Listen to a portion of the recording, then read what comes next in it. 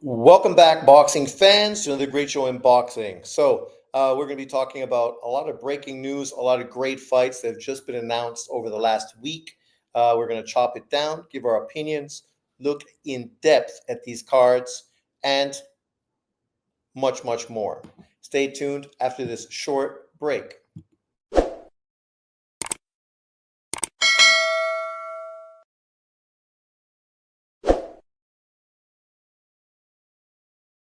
Welcome back.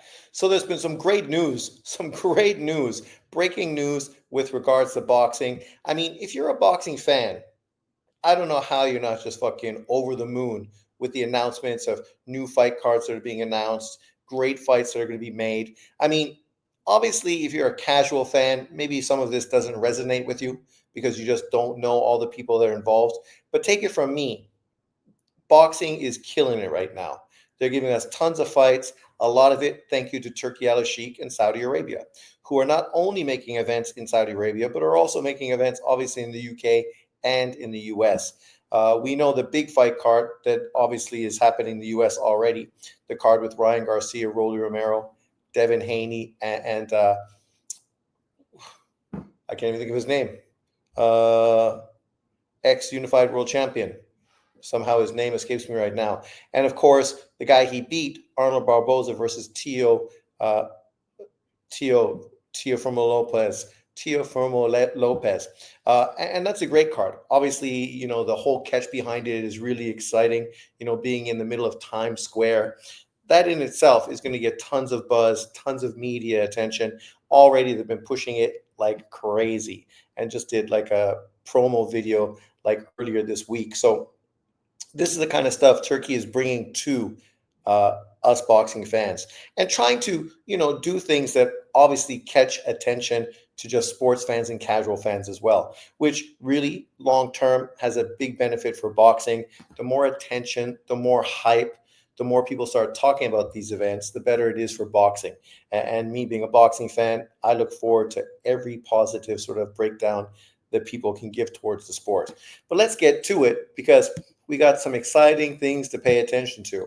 This, for one case, I mean, some people are going to hate on this and be critical of it, but I think this is a solid card on the zone, right? You have Jake Paul, who was rumored, of course, to be in conversation with both Tank Davis and Canelo Alvarez.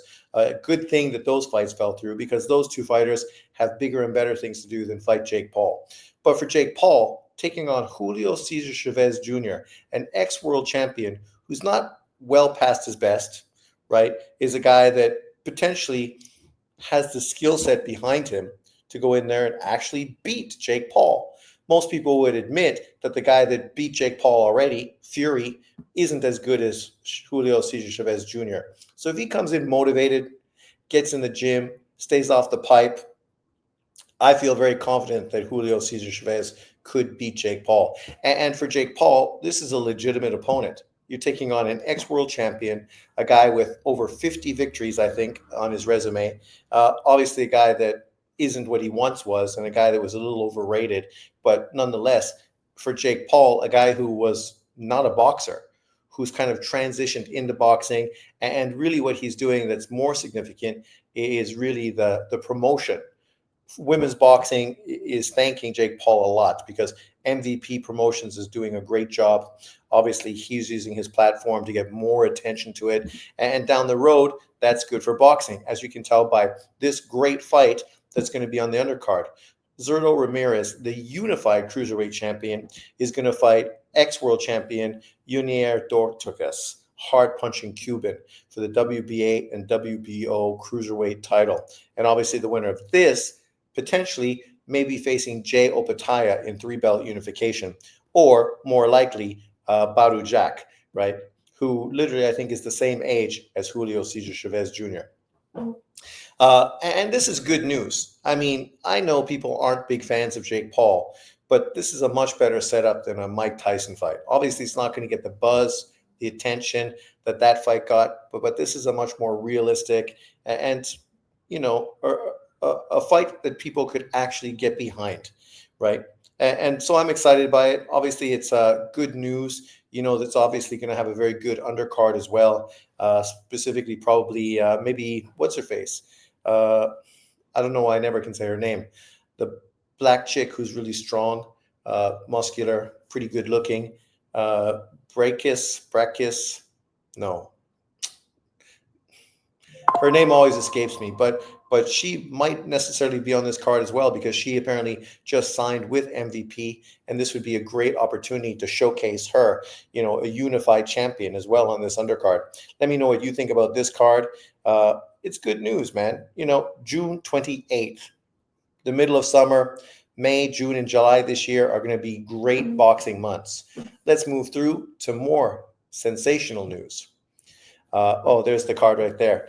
Honda Center, Anaheim, California, US of A, promoted by Oscar De La Hoya. Obviously, Oscar De La Hoya is, I think, co-promoting. Obviously, his fighter, Ramirez, is on it, but that's not going to be the headline fight, I wouldn't think. I would think Jake Paul, Julio Cesar Chavez is definitely going to be the headline fight with Ramirez and Dorticus underneath of that. But, it's excellent to see these people working together to put real legitimate fights on a card with Jake Paul, which is going to get Zerto a lot more attention than he'd get under any other circumstance. And if you're like Golden Boy and trying to build up your next superstar with obviously Ryan Garcia and Zerto, who potentially are the two big names that he has. Ryan Garcia, if he beats Devin Haney, is going to be a pay-per-view star. If Ramirez beats Dorticus and obviously gets seen by a lot of people, it's going to really help elevate him, especially within the Mexican fan base. Then, of course, we have this card that was just announced. Man, this is a great card.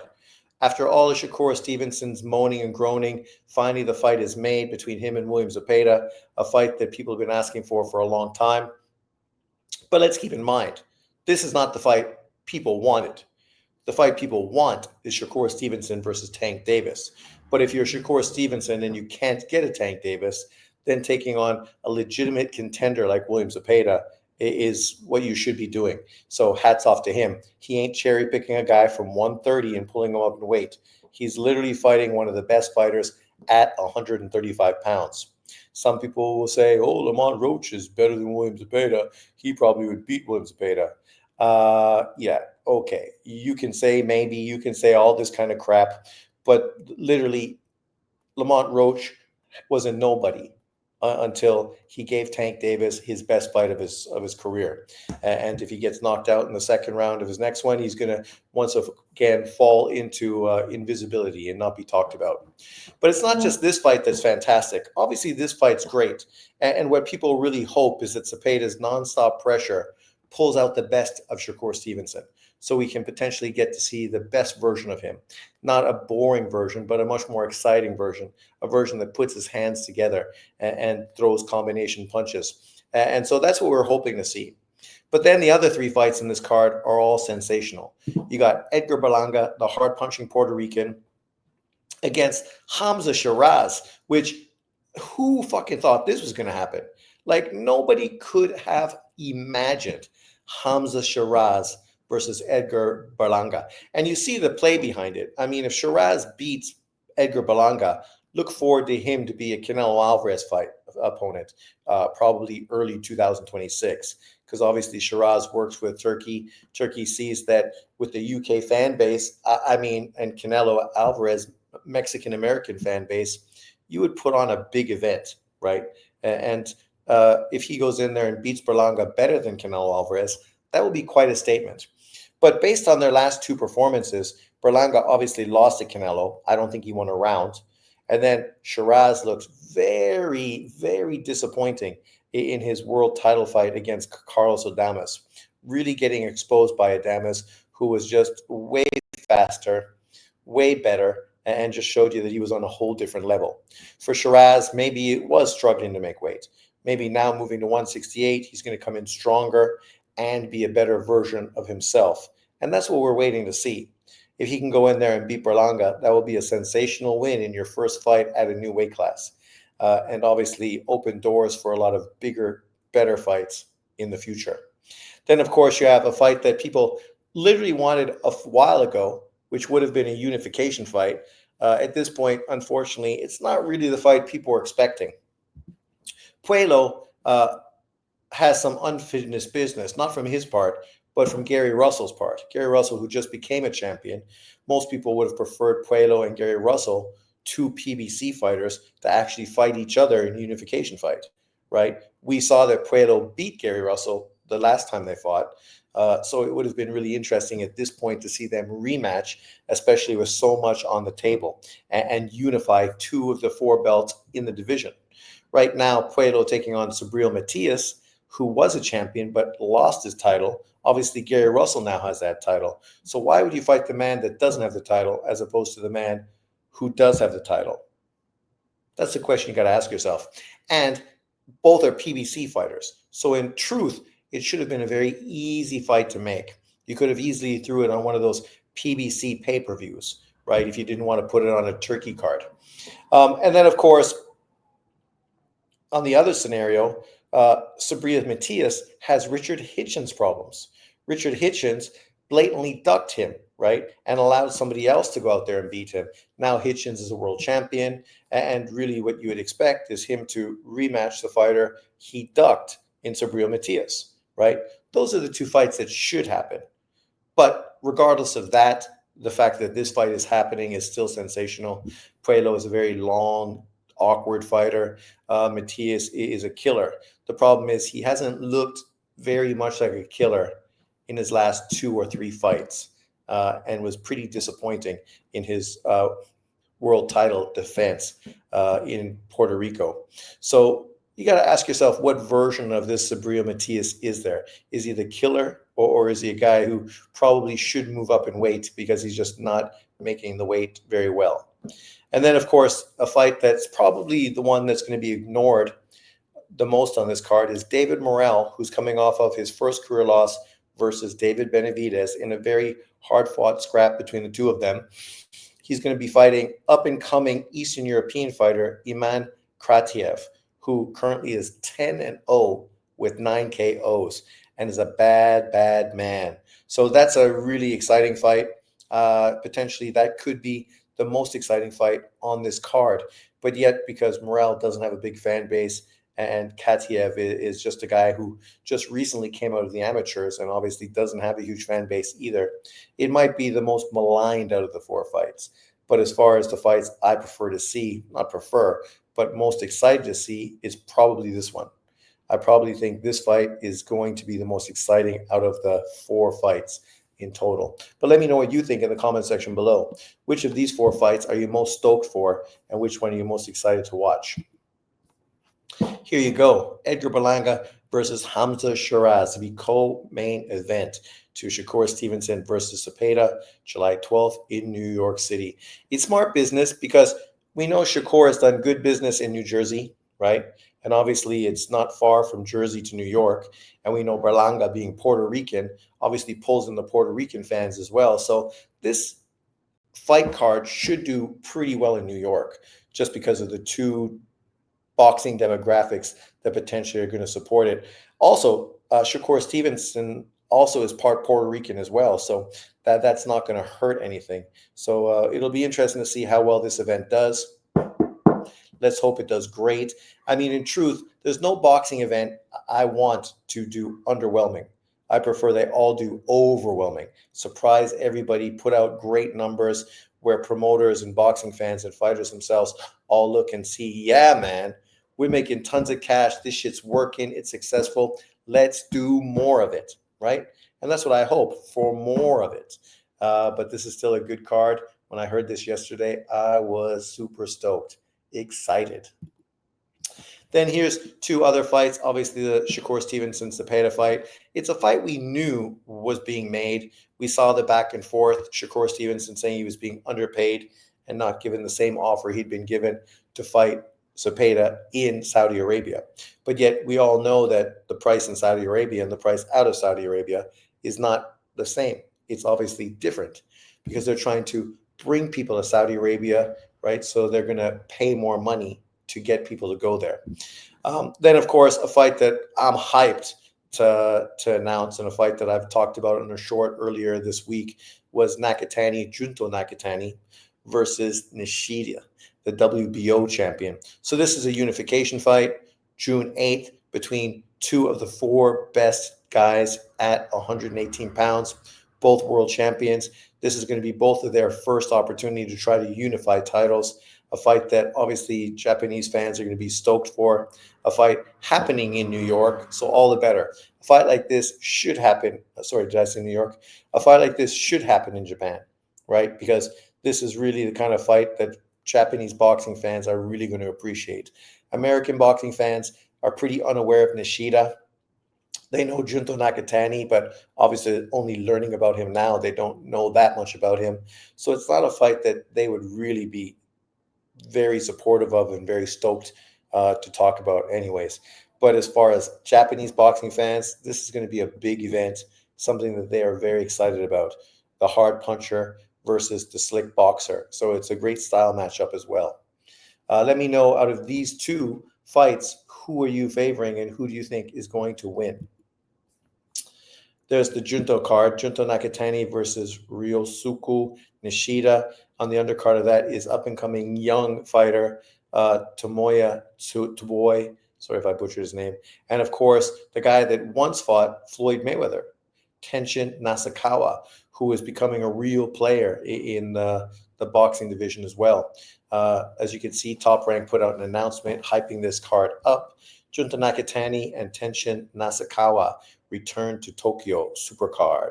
WBC champion Junto Nakatani will fight IBF king Ryosuke Nishida in a title unification tilt on Sunday, June 8th at the Iraqi Arena in Tokyo, Japan. Streaming live and exclusively on ESPN in the US. In a 10-round special attraction, unbeaten former kickboxing prodigy Tenshin Nasukawa takes on Victor Santillan. Plus, Tomoyo Tsuboy steps up against Vietnam's Van Thao Than for the WBO Asian Pacific strap. So overall, it should be a good card. Tenshin is a very good fighter. If you only know him because of his loss to Floyd Mayweather, you should realize that he really looked up to Floyd. Stylistically, you can see that in the way he fights. He's a much more different fighter than Junto, who's really a Tommy Hearns-esque type of fighter. Junto is much more of a Floyd Mayweather-esque type of guy, a guy who really relies on being slick. But two of the hottest Japanese fighters in boxing today. And speaking of hot Japanese fighter, amateur super prospect Ryota Tsutsumi. His brother Hayata Tsutsumi is obviously a top contender in the 130-pound division, not that far away from potentially getting a world title fight. Ryota obviously is making his debut on this Times Square card, the Ryan Garcia card, and that's excellent news because now he's going to get such a huge platform to really announce himself, especially making his debut in America. I mean, if you've never watched him fight, you could go watch his fights on YouTube. He is great, really excellent fighter. I remember watching him in the Junior World Champions, and he was the number one fighter, won the fighter of the tournament, and was unbelievable. As I like to coin him, the Japanese Lomachenko. He was sensational. And then the next year, I watched him. His brother went pro, and he went into the senior tournament and ended up losing to the gold medal winning Kazakhstanian fighter. And after that, obviously, has become one of the best fighters in amateur boxing. As you can see here, Ryota Tsutsumi, highly regarded prospect, to debut on May 2nd in Times Square. Ryota Tsutsumi, widely regarded as Japan's boxing prodigy, will make his pro debut May 2nd in Times Square, New York, in a 6-round junior lightweight fight, sources told The Ring.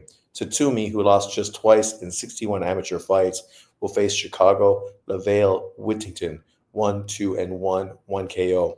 The competition is not that exciting, obviously, but for Tsutsumi, obviously, this is his debut, not at home, but abroad. So you can expect his caliber of competition to jump up pretty quickly. Let me just look at his brother for a second, because his brother has only had 6 professional fights, I think, 6 or 8, not that much more. And obviously, the level of competition for him is pretty sensational for such a young fighter. And they're both going to be fighting at 130 pounds. Junior lightweight. And the top guy there is Rikishi, another Japanese fighter. And then Yamamoto Yata is up there as well. So Japan's representing. There's Hayato. Yes, he is 6-0, 3 knockouts. 25 years old, 5'7" and a half. And when you look at the level of competition he's faced, pretty good, right? 23, 13 and 1, 16 and 3, 25, 22 and 5, 11 and 0, 43, 6 and 1, 34, 14 and 0 in his next fight. Jaime Albador, 20 and 3. And, 2 8-rounders, 1 12-rounder, and then 4 10-rounders. For his younger brother, who obviously is much younger, he's going to be started very slow as part of one of the fighters that just signed with Ring Magazine and Turki Al-Sheikh. So it's fantastic, the group of people he's with. Obviously, elite fighters, guys that are really that next generation of young superstar boxers.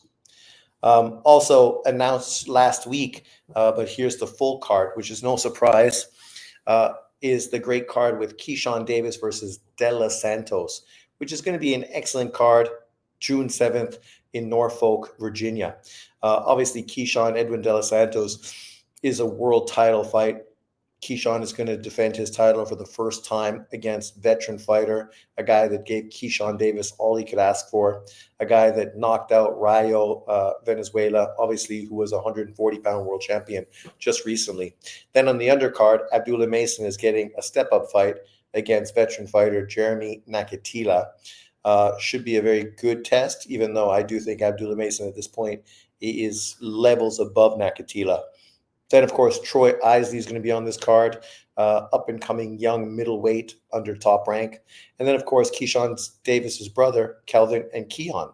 So this is great. I love the fact that the family dynamic, they're really supporting each other. Obviously, the brothers are sort of riding off of the coattails of Keyshawn, but that's what you should do, right? You're using that to highlight yourself and get more attention. It's kind of what Gary Russell should have been doing more for his two brothers as well, because, their careers really seem to be stagnant. When he was fighting for world titles and defending his titles, right? It wasn't often that you saw him fight at home in Maryland with his brothers on his cars. I think maybe there was one time where that happened.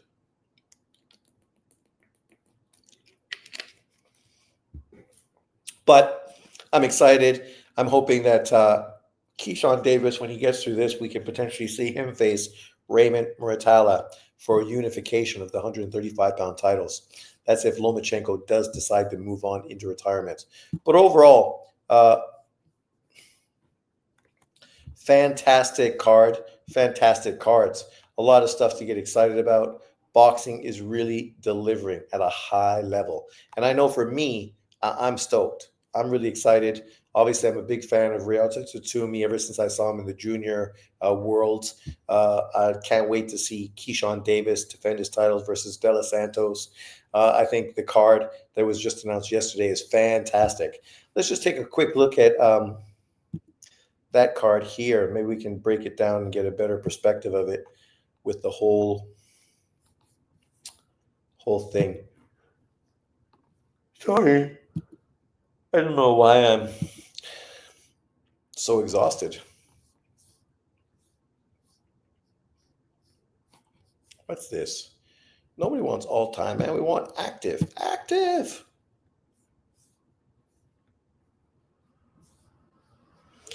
Berlanga. Oh, the card's not even on deck yet. That's disappointing. Disappointing. Because I want to see Katiev, who's going to be fighting.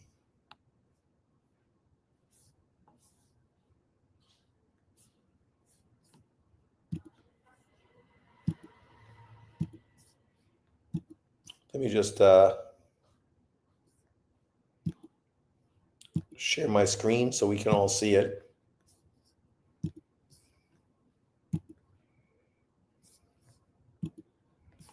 There we go.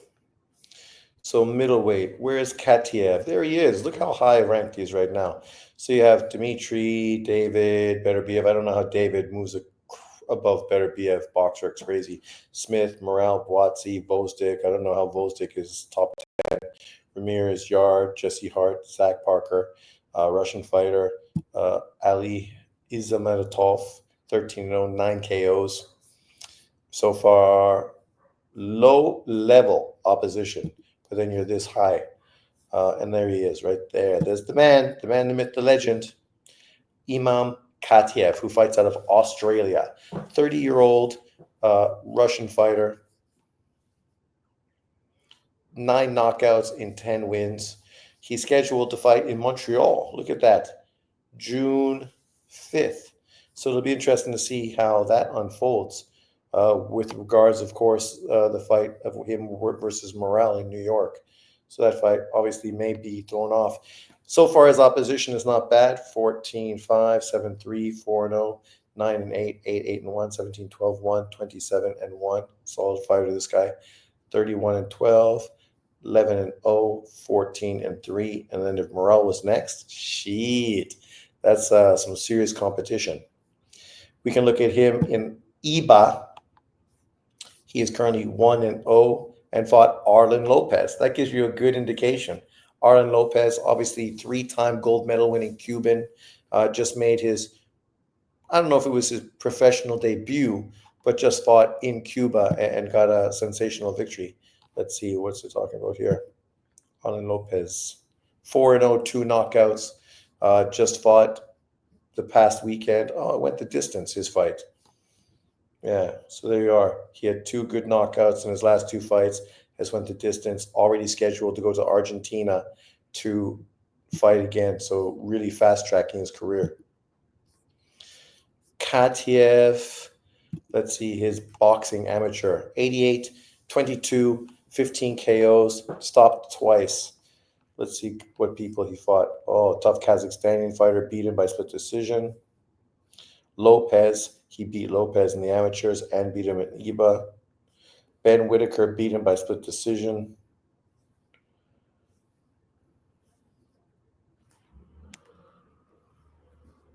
Nikita Zahn, who is ranked pretty high as well in the 175-pound division, is right there. Somebody he beat. And Zahn, I think, is ranked above him, if I'm not mistaken. Khalil Cole, the American. Pavel Siligin, tough fighter. He beat him. Zahn one more time. Good competition. Beck Nurmabek, who's a highly ranked 168-pound fighter. Vladimir Shishkin, who's a highly ranked 175-pound fighter right now. Siligin again, lost to him. Yeah, as far as the Eastern European people that he went through, Magomedov, who we just saw recently as well, fight for world titles, but get beat by, what's his face? Madrimov. And then this guy he beat. I like this guy from Kazakhstan. Tsundabe Kulometov. 71, 19, 11 things. What's he doing in the pros? Let's just see. Oh, he's already got a loss, eh? 7-1, got KO'd, 5 knockouts. He lost to Juan Carlos Abreu, knocked out in the 7th round. Since then, has bounced back with 3 victories. Oh, kind of like Bekmel Kuziev.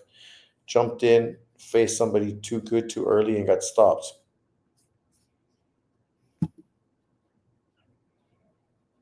But yeah, that speaks volumes about this guy. He's going to be a good opponent, even though I think Morel is special. I thought Morel was going to beat David Benavidez.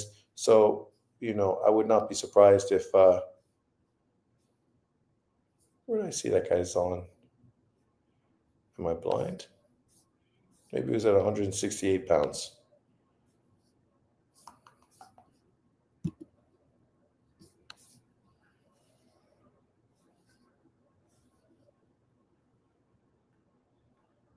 Oh, there he is. Nikita's on. 9-0-1, 7 KOs, 1 draw.